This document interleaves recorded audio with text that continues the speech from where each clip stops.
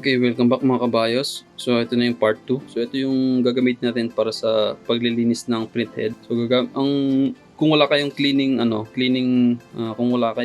cleaning solution para sa heads, so ang substitution na ginagamit ko is alcohol. Okay? So pwede kayong gumamit ng alcohol. Tapos nilalagyan ko ng ammonia para mas madaling matanggal yung ink niya. Okay, so konting-konti lang itong ammonia, and then itong alcohol is ilalagay natin sa dito sa injection o syringe. So kailangan yung injection nyo is hindi siya pin. Kailangan yung kasyang-kasya yung mga pin ng heads. Okay? Yan. So kailangan nating lagyan to ng alcohol saka ammonia. Okay. Okay, so bali ganito ko tinitimpla yung alcohol. So ito tatanggalin ko to, and then sasaraduhan ko lang to para hindi mag-overflow o kaya tumulo yung alcohol. Okay? Okay, so bali itong syringe ko is medyo nagamit ko nung nakaraan. So lalagyan ko na lang ng alcohol. So okay lang yan kahit may kulay kasi alcohol naman siya. So lalagyan ko lang siya ng siguro mga kalahati para lilinisin natin yung Tapos lalagyan ko lang ng konting ammonia lang. Siguro mga isang patak lang siya. Isang kutsara siguro. Patak lang nilagay ko. So mga 1 tablespoon. Tapos lalagay ko na to. Dito itong injection. Then release. Okay. And then isa-isayin natin tusukin to. Itong mga pin niya. So isa-isayin natin siyang tusukin. Okay. So ang iwasan nyo dito guys is ito. Iwasan yung matapunan to ng liquid para hindi siya mag-grounded. Okay. Kung matapunan nyo man ng liquid to, huwag nyo gamitin ng madali. So patagalin nyo ng konti, patuyin nyo ng tuyong-tuyo to. So unahin natin yung to black. So try natin kung anong lalabas sa niya. Okay. Okay.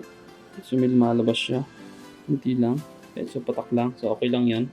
Then next natin. So hintay lang natin mababad yun. Okay lang yan. Konting patak lang. Yung isang black. Lahat ng pin gaganyan nyo lang siya. Tingnan nyo lang kung papatak siya. So patak-patak. Okay. So dapat ang buga niya ganito.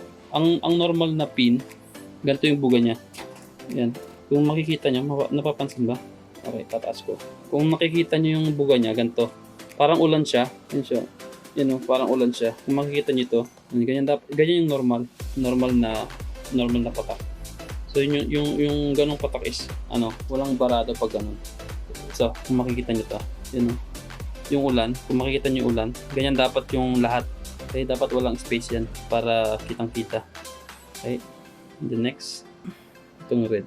Bale, sa kulay tayo nagkaroon ng problema kanina, di ba? Yung nakaraang video. Okay, so red is yun, tanggal kagad, oh. Pino kagad yung labas ng red, oh. Okay, red is okay. And then blue. Then sa blue, yun, labas agad yung blue. Yun, pino kagad siya. Yun, kung makikita nyo yung buga nyo, yan, ganyan dapat yung buga. And then sa yellow, yun. Yellow, okay din yung yellow. Yung papansin yung yellow. So, ganyan dapat ang buga niya. Okay, okay lang kahit maubos yan. Yan. Straight. Ganun dapat yung normal na buga. Okay, balik tayo sa itim kanina. Hindi ka bumuga yung itim. Yun, okay na. Lumambot na yung ink. Kaya ganito na yung kulay niya. Yan, ganyan dapat. Walang space dapat 'yan. Yan lumalabas 'yan. Walang space dapat 'yan. Parang ulan talaga 'yan. Wala dapat space. Pag nag-space, ibig sabihin doon yung bara. Kasi ito sobrang pino talaga nito. Ito. Sobrang pino niyan. So, ang lalabas diyan is parang talagang pinong-pino talaga. Okay, ganyan dapat. Try natin yung iba. Okay. So ganyan sila lahat, oh. So ibig sabihin natanggal na yung bara pag ganun. Ito yung manual process kapag hindi kaya na ng calibration yung printing or yung clean head dun sa setting ng printer. So ito yung ginagawa kadalasan sa Epson. Okay? Yung red okay na siya. Oh, pino na yung buga niya. Okay? Tapos yung blue naman. Ayan. So far lahat ng pin niya is goods na siya. So isang bugahan lang. So good na siya. Okay? So balikan ko na yung iba. Okay? So far, lahat ay good. Okay? So papatuyin lang natin to ng konti, and then ibabalik na natin sa original para mag-try tayo ng print. Okay? So Patutuyin lang natin to, pupunasan at saka i-assemble natin ulit. Okay? Kailangan sa tissue. Okay, so papatuyin lang natin to. Itong ink niya. Linisin ko lang siyang saglit. And then, ibabalik na natin siya sa original. So, ang pinakaingatan nyo lang is ito. Kasi once na nakapasok yung liquid dyan at ginamit nyo kagad, sira kaagad yung heads nyo. Magkaka-ground yun kagad. So, patuyin lang natin siguro mga ilang oras. Okay. So, habang pinapatuyin natin siya, i-assemble ko na tong printer. Okay. So, kakabit natin yung flex. After natin malinisan, kabit natin yung flex. So, pag ganito natin kakabit siya. So, kailangan saktong-sakto siya. Okay. Tapos kakabit natin to. Assemblein lang natin. Okay. So, pag ikakabit nyo pala to guys, mauna to, syempre. Papasok nyo pag pakawit, pag ganun. Papasok nyo ganun, tapos kakawitin nyo ganun. Okay. Para mas madali.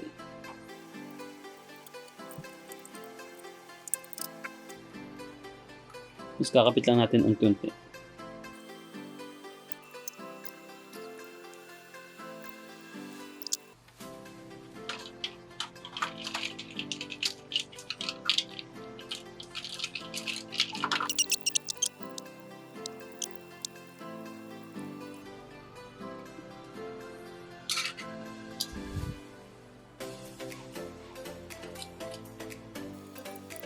Okay, huwag muna natin balik na.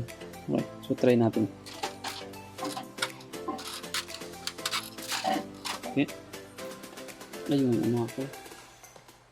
Yung flex nga pala. So, gamitin mo natin pansamantala. Ganito. Okay. So, pansamantala muna ganito gawin natin. So, pansamantala ganyan. So, on natin. Okay.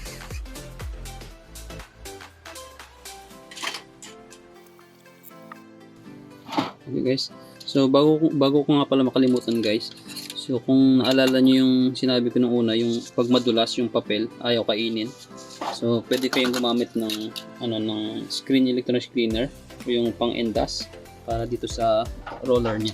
Itong ano nya ito. Bali ito yun, ito. Bali ito madulas na kasi ito, so kailangan yung linisin to. So pwede nyo gamitin yung alcohol o kaya pwede nyo gamitin itong endas. Okay, so kailangan nyo lang ng konti. Guys, so kailangan nyo lang ng konti, and then linisin natin to.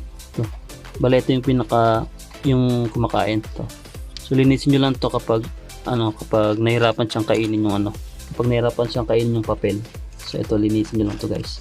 Pwede nyo gamitin alcohol o kaya pwede nyo gamitin yun nga yung pang endas para sa mga dusty o kaya mga oil. Pwede. Bale ito kasi yung nahirapan, pwede nyo siyang palitan kung meron kayong pamalit. Pero kung wala naman, pwede nyo siyang linisin lang muna para makapit yung pagkain niya sa papel. Okay? Okay.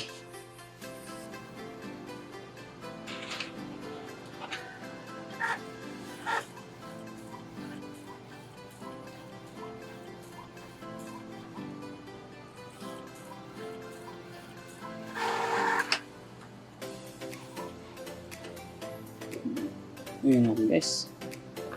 Nakikita nyo na ba? Ito. So may konti pa siyang grit. So lang yan, cleaning na lang natin. Okay. So cleaning natin ng ilang pang cleaning.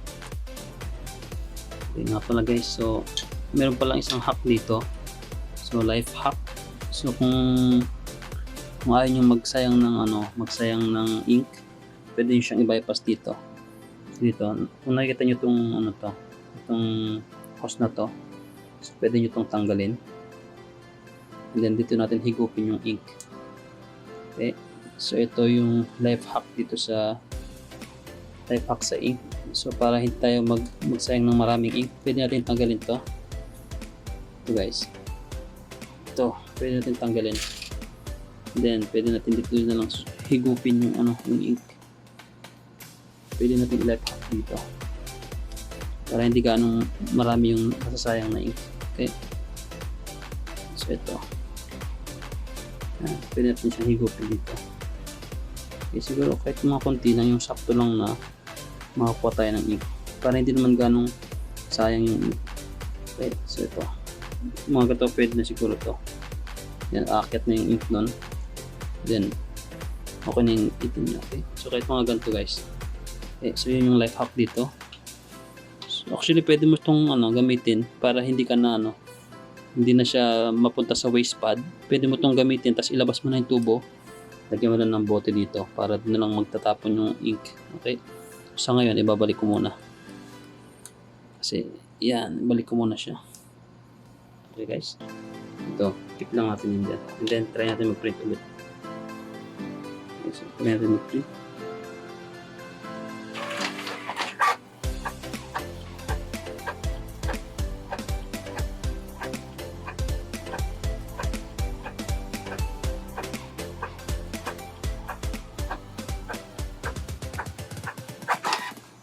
Okay. So far, it's good. Lahat ng colors andun na. Okay. So, salamat sa mga nagsubaybay, mga kabayos. And salamat sa mga support. Okay. So, ganun lang kadali guys. Follow the step. Then, okay na. Okay. Thank you.